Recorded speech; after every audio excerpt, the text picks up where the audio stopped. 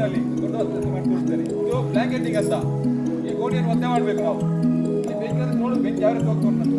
ಬೆಂಕಿ ಗಾಳಿ ಈ ರೀತಿ ಹೋಗ್ತುಂಟು. ನಾವು ಇಲ್ಲಿಂದ ಏನಾಗ್ತದೆ ಬೆಂಕಿ ನಮ್ಮ ಇಲ್ಲಿ ಬಟ್ಟೆ ಹಿಡಿತದೆ.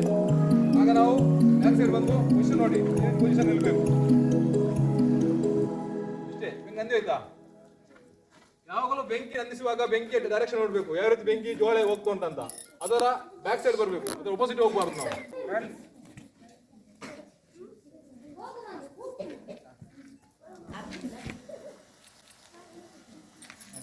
ಲೆಫ್ಟ್ ಕೈಲಿ ಇದಿರ್ಬೇಕು. ಪೊಸಿಷನ್ ನೋಡಿ ಕಾಲು ಬಿಟ್ಟಿರ್ಬೇಕು ಅಷ್ಟೇ. ಕಾಲಿಗೆ